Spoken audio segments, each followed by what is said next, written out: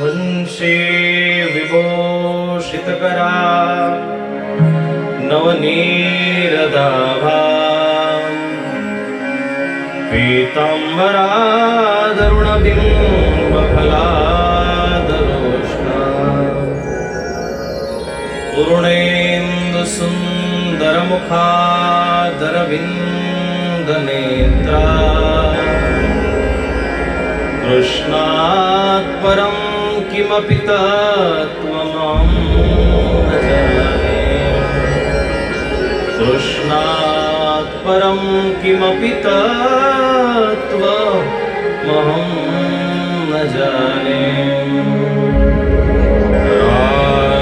पदारविन्देन पदारविन्दं मुखारविन्दे विनिवेशयन्तम् वटस्य पत्रस्य पुटे शयानं बालं मुकुन्दं मनसा स्मरामि। वटस्य पत्रस्य पुटे शयानं वटस्य पत्रस्य पुटे शयानं बालं मुकुन्दं मनसा स्मरामि। बालं मुकुन्दं मनसा स्मरामि। श्रीकृष्ण गोविन्द हरे मुरारे, हे नाथ योगेश्वर वासुदेव। जिह्वे पिबस्वामृतमेव देवम् गोविन्द दामोदर माधवेति। गोविन्द दामोदर माधवेति। वसुदेवसुतं देवं कंसचाणूरमर्दनं देवकी परमानन्दं कृष्णं वन्दे जगद्गुरुं। जन्म कर्म च मे दिव्यं मेवं यो वेत्ति तत्त्वता त्यक्त्वा देहं पुनर्जन्म नैति मामेति सोऽर्जुन। हरि हरि बोल हरि हरि बोल मुकुंद माधव केशव बोल। हरि हरि बोल हरि हरि बोल मुकुंद माधव केशव बोल। हरि हरि बोल हरि हरि बोल मुकुंद माधव केशव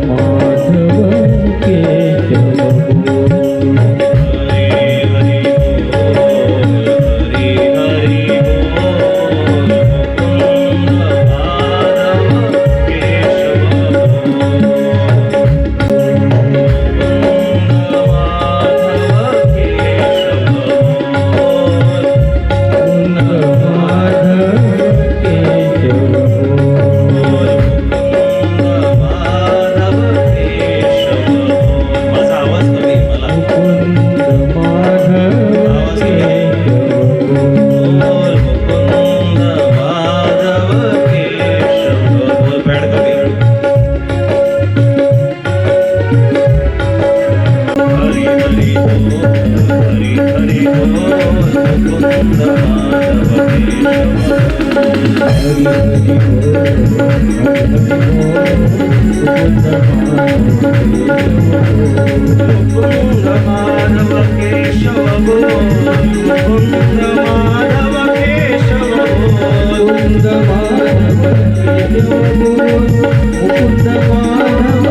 केशव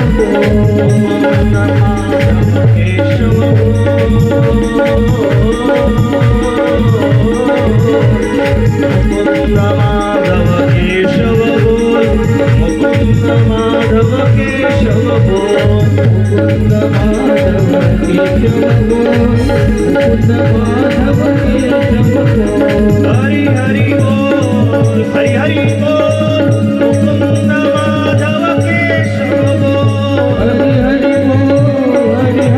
हरी हरी बोल, मुकुंद माधव केशव बोल, मुकुंद माधव केशव बोल, मुकुंद माधव केशव बोल, मुकुंद माधव केशव बोल, मुकुंद माधव केशव बोल, मुकुंद माधव केशव बोल, मुकुंद माधव केशव बोल, मुकुंद माधव केशव बोल, मुकुंद माधव केशव बोल,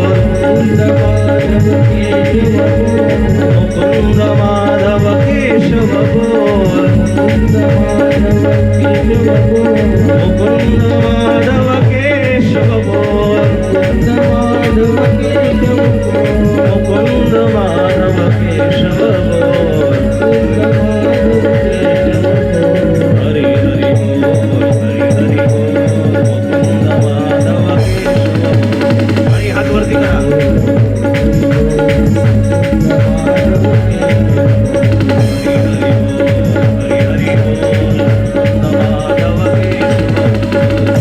सुरुवातीला आज आपण झाले पाहिजे.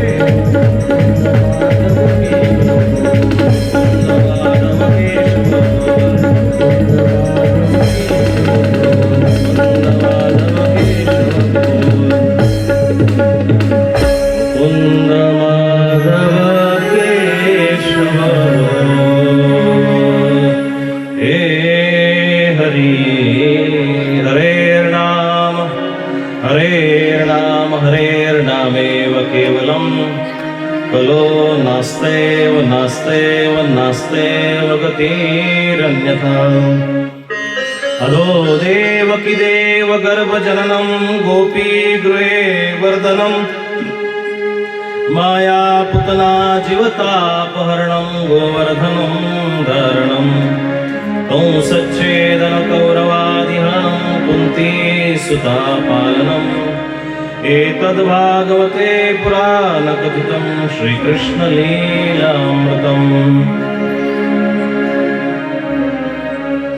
उपस्थित सज्जनो, सर्वज्ञ श्री चक्रधर स्वामींच्या अष्टशताब्दी सोहळ्याच्या समितीच्या वतीने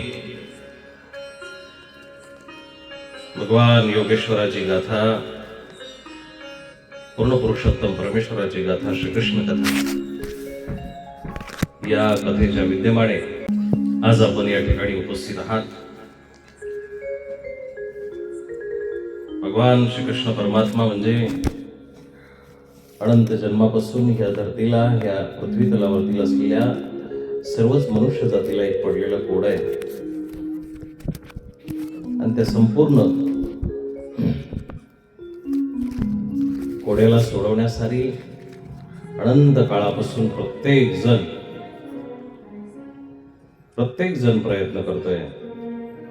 तो कृष्ण समजत नाही आहे. प्रत्येकाला एक इच्छा आहे की कृष्णापर्यंत पोहोचायचे. प्रत्येकाला एक इच्छा आहे, मनीषा आहे की कृष्ण आम्हाला कळला पाहिजे, कृष्ण आम्हाला समजला पाहिजे, कृष्ण आमच्या जीवनात आला पाहिजे. कारण एका माणसामध्ये एकच गुण असतात. एखाद्या व्यक्तीमध्ये 4-2 गुण असतील, एखाद्या व्यक्तीमध्ये 10-20 असतील, एखाद्या व्यक्तीमध्ये 20-25 असतील. पण ज्या क्षेत्रामध्ये त्यांनी हात घालावा आणि त्या क्षेत्रामध्ये त्यांनी त्याच्याविषयीचं सखोल असं आत्मज्ञान सांगावं, सखोल असं ज्ञान सांगावं, असा एकमेवा द्वितीय असलेला योगेश्वर पुरुषोत्तम म्हणजे भगवान गोपालकृष्ण. आणि त्या भगवान गोपालकृष्णाच्या संपूर्ण जीवनीला, गाथेला आणि संपूर्ण अशा चरित्राला हात घालण्याचा प्रत्येक ग्रंथाने प्रयत्न केला आहे. भगवंत स्वतः गीतेमध्ये सांगतोच आहे वेदेर न दाने न चेज्जया, मी तुम्हाला वेदाने कळणार नाही, दानाने कळणार नाही, पैशाने कळणार नाही, मी तुमच्या कुठल्याच गोष्टीने तुम्हाला कळणार नाही. फक्त एकाच गोष्टीने मी तुम्हाला कळू शकतो, तो म्हणजे तुमच्या अंतःकरणातला भाव. आणि तो भाव तुम्हाला ज्या ज्या गोष्टीने प्रगट करता येईल, ज्या ज्या वस्तूने प्रगट करता येईल, त्या वस्तूंनी प्रगट करण्याचा प्रयत्न जर केला तर मी तुमच्या नक्कीच लक्षात येईल. बराच वेळा मनी नाही भाव देवा मला भाव, अशी आपली गती होऊन जाते. बाह्य अंगाने, भौतिक अंगाने आपण त्याला रिझवायचा प्रयत्न करतो, वस्तू अर्पण करून त्याला द्यायचा प्रयत्न करतो, चार गोष्टी त्याला देऊन, मोठ्या मोठ्या वस्तू अर्पण करून, मोठे मोठे पदार्थ अर्पण करून आपण तो जवळ कसा करता येईल याचा प्रयत्न जरूर करतो. परंतु अंतराचा भाव जर कोरडा असेल, विहिरीच्या चित्राने कधीही कुठल्याच प्राण्याची तहान भागणार नाही. त्याला ओरिजिनल विहीरच पाण्याने भरलेली, काठोकाठ भरलेली असावी लागेल. रेफ्रिजरेटरच्या पाण्यातलं एखाद्या थंड फ्रीजचं कितीही मोठं चित्र काढलं, त्या चित्रामधून भाव कधीही प्रगट होणार नाही. कुठल्याही संतप्त असलेल्या प्राण्याची कधीही शांतता होणार नाही. त्याला ओरिजिनल असलेल्या वस्तू जवळ जावं लागेल.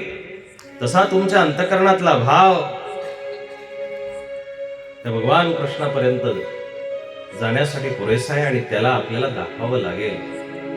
आणि मग जे बाह्यांगाने त्याला आपण जाणून घेण्यासाठी हे जे प्रयत्न आहे, कथा हा भगवंताला जाणून घेण्याचा प्रयत्न आहे, प्रवचन हे भगवंताला जाणून घेण्याचा प्रयत्न आहे.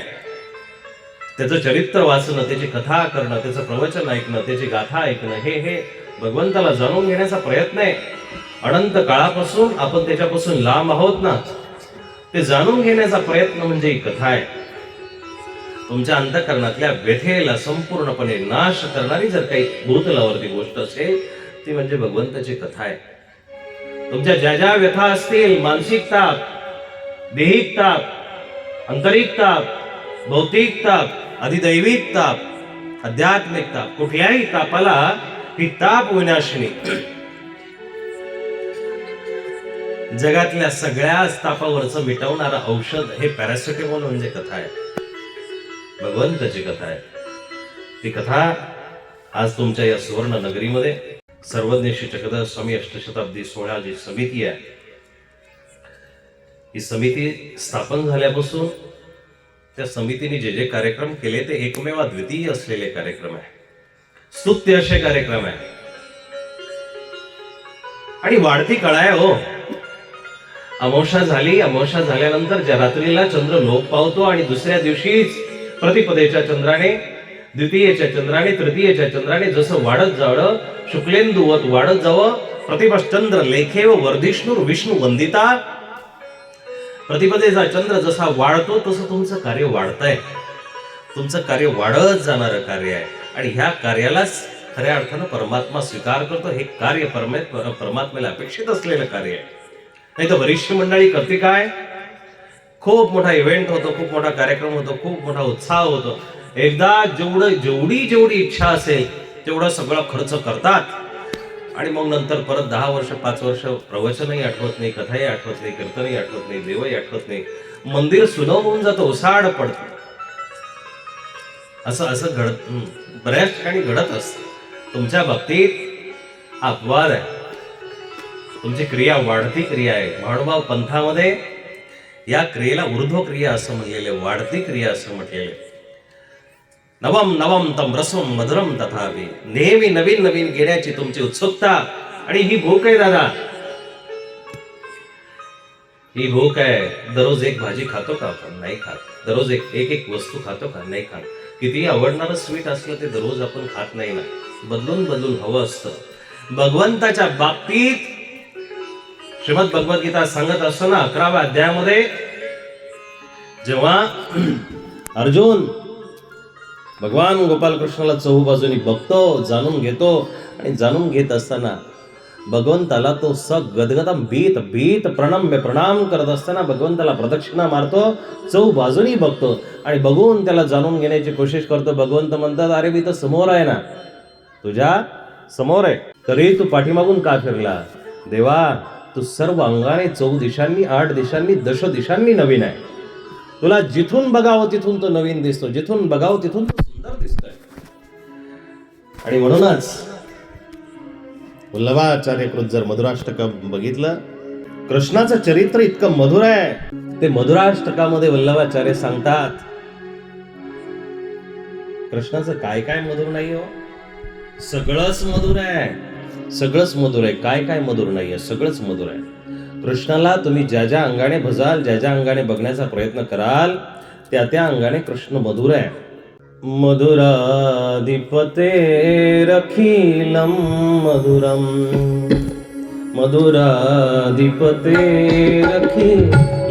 मधुरं, अधरं मधुरं वदनं मधुरं, अधरं मधुरं वदनं मधुरं, अधरं मधुरं असतं मधुरं, हृदयं मधुरं, असितं मधुरं, वदनं मधुरं, वदनं मधुरं, मधुराधिपतेरखिलं मधुरं, अधरं मधुरं, वदनं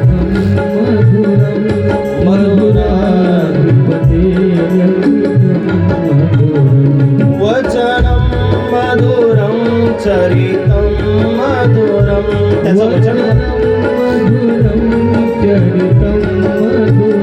त्याचं वचन मधुर आहे. मी जेव्हा बोलतो तो आवाज तिकडे बरोबर.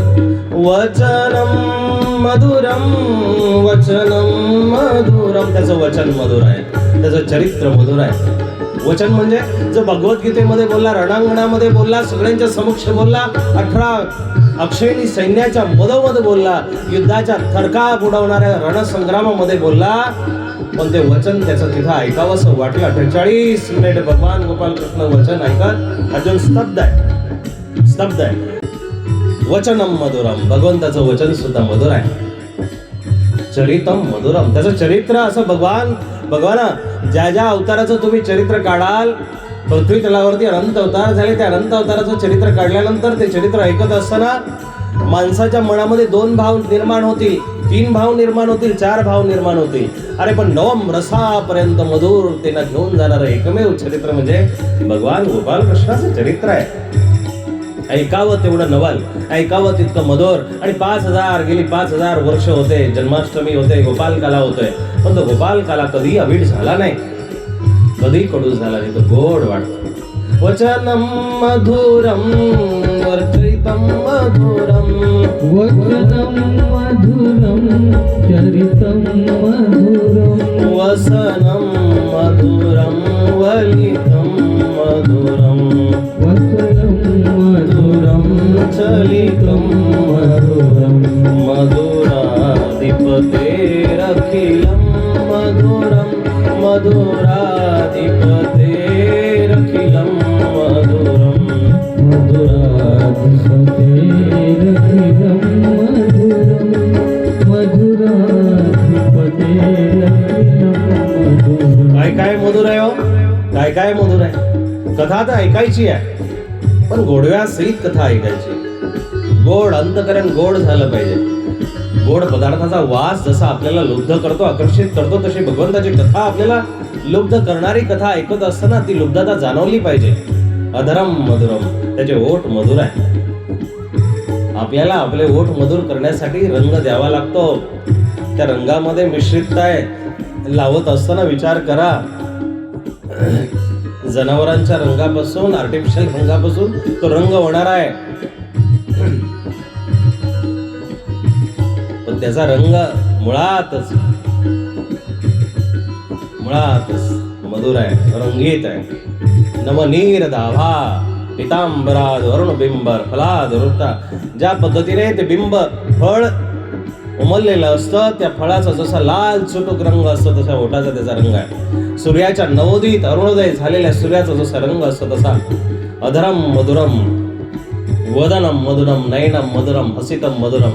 चलितं मधुरं वसितं मधुरं वसनं मधुरं हसनं मधुरं मधुराधिपते रखिलं मधुरं मधुराधिपते रखिलं मधुरं. इतकं सुंदर त्याचं चरित्र आहे. आणि जर कृष्ण असा मधुर असेल, गोड असेल, त्याचे चरित्र आणखी आणखी गोड असणार हो, आणखी गोड असणार. आणि ते गोड चरित्र ऐकण्याचं भाग्य तुमचं उजळलंय, मोर्शी नगरी वासियांचं उजळलंय. कथा सांगणं सोपं आहे, कथा अनुभवणं अवघड. त्याहीपेक्षा कथा आयोजन करणं अवघड, आणि त्याहीपेक्षा कथेच्या पंडाळमध्ये बसणं ही त्याच्यापेक्षा अवघड. कोणी ऐरा गैरा नथो कैरा कोणीही बसू शकत नाही. आई, ताई, दादा, भाऊ, हे इथं बसण्यासाठी अनेक जन्मार्जित पुण्य फलम, अनेक जन्माचं पुण्य लागतं. खूप जन्माचं पुण्य जेव्हा एकत्र येईल त्यावेळेस वसुदेव देवकी होता येतं, नंद यशोदा होता येतं. खूप जन्माचं पुण्य झालं, त्यांच्या पोटी रामकृष्ण जन्माला येतात, त्यांच्या पोटी येतात, असं कुणाच्याही पोटी येत नाही. आपल्या पोटी येणाऱ्या बालकांचे पाळण्यामध्ये पाय दिसतात. विनोदाने आमच्या भागामध्ये बरीचशी मंडळी अशी बोलते, जन्माला लेकरू आलं त्यावेळेस ते दाखवण्यासाठी सगळीच मंडळी जाते, आणि गेल्यानंतर बघतात सगळे, कोणी नाक बघतं, कोणी डोळे बघतं, कोणी हात बघतं, कोणी पाय बघतं. मग ती आत्याबाई येते, आणि ती आत्याबाई आल्यानंतर सुरुवातीला ती डोळे बघते, आणि डोळे बघता बघता त्या लेकराच्या आईला म्हणते, अगं काय सुंदर पोरग आहे ग, अगं त्याचं डोळे जे आहे ना ते माझ्यावरती आहे. ती आत्या कौतुक करते, हो आत्याबाई. त्याची माऊली पण म्हणते, आत्याबाई हा तुमच्यावरती डोळे गेले बरं का, बघा कसा बिरबिर करतोय. दुसरी मावशी येते, मावशी बघते, बोट मोडते, त्याची दृष्ट काढते आणि म्हणते, बाई आईचा याचा चेहरा माझ्यावरतीच आहे बरं का, सुंदर सुंदर चेहरा आहे. हो, ती माऊली पण म्हणते, सगळ्यांचं मन राखायचं असतं तिला. ती माऊली पण म्हणते, हो ताई तुझ्यावरती चेहरा आहे. दुसरी एखादी आजीबाई येते, हा बघा ना काय गोंडस आहे, काय सुंदर आहे, अगं याचे ओठ माझ्यावरती आहे, याची हनवटी माझ्यावरती, याचे कान माझ्यावरती आहे. केव्हा? जेव्हा बाळात्यामध्ये आहे, जेव्हा ते पाळण्यामध्ये आहे, जेव्हा ते सर्वांसमक्ष आहे. पण जसं जसं ते लेकरू मोठं होतं आणि मोठं झाल्यानंतर त्याच्या ज्या खोड्या आहेत त्या पुरापती होतात, आणि त्या खोड्या गुन्ह्यामध्ये तबदील होतात बरं का. बालकृष्णाने लहानपणी केलेल्या खोड्या आहेत, पण मोठ्यापणी कृष्ण चोरत नाही. मोठ्यापणी कृष्णाचं कृत्य वेगळं आहे, पण लहानपणी ज्या खोड्या केल्या, ज्या चोरीमारी केली, पण तीच चोरी जर एखाद्या मोठ्या माणसाने केली तर तो गुन्हा आहे. ते लहाण्याच्या खोड्या आहेत, त्या खोड्या मनोरंजक वाटतात, पण जसं ते लेकरू म्हणतात की लहानपणी खोड्या करत होतं, खोडकर होतं, पण मोठं झाल्यानंतर जर गुन्हे करायला लागलं, चुकीचं जर झालं तर प्रत्येक जण तोंडामध्ये बोट घालतं आणि मोठ्याने सगळ्यांना ऐकू जाईल असं म्हणतं. लहानपणी कसं होतं काही माहित नाही, पण मोठं झाल्यावरती कुणावरती पडलं काय माहित. हे नेमकं कुणावरती गेलं. लहानपणी ते आपल्यासारखं दिसावं हा आकस होता, ही ओढ होती, माझ्यावरती गेलं, माझ्यावरती डोळे, माझ्यावरती कान आहे, माझ्यावरती नाक आहे. पण मोठं झाल्यावरती कुणावरती गेलं काही माहिती नाही. कृष्ण हा सर्वांगाने सुंदर पद्धतीने आपल्याला ऐकायचं आहे, आणि ते ऐकण्याचं परम भाग्य तुम्ही सर्व श्रोते जे आहात ना, भाग्यवान आहात.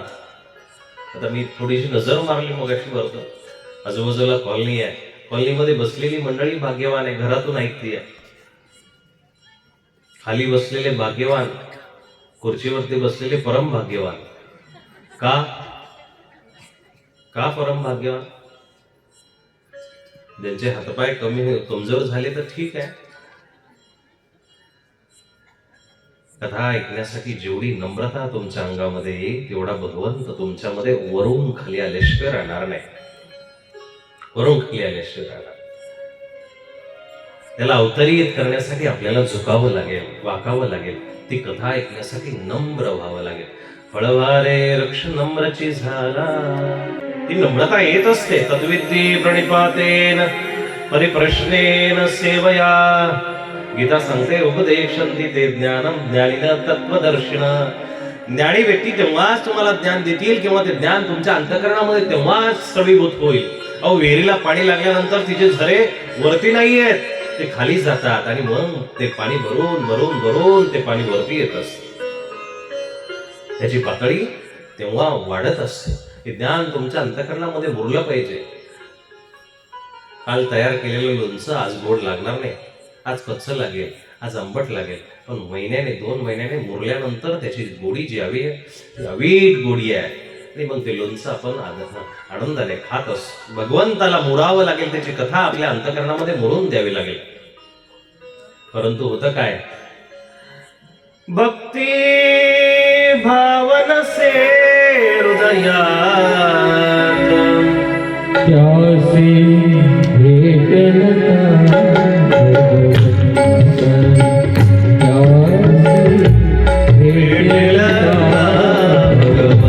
भजन भक्तीचं प्रतीक आहे. आणि हे भजन पाठीमागं म्हणण्याचा प्रयत्न केला पाहिजे. परमात्म्याने 2 हात दिले ते टाळी वाजवण्यासाठी, जी बैठक दिली आहे ती बसण्यासाठी, जे डोळे दिले त्याचं चरित्र बघण्यासाठी, त्याचं रूप बघण्यासाठी, जे कान दिले त्याला श्रवण करण्यासाठी, जे हात दिले त्याचं भजन करण्यासाठी. म्हणून जेव्हा जेव्हा हरिनाम संगीतमय चालू होईल तेव्हा टाळी वाजवण्याचा बहुतांश प्रयत्न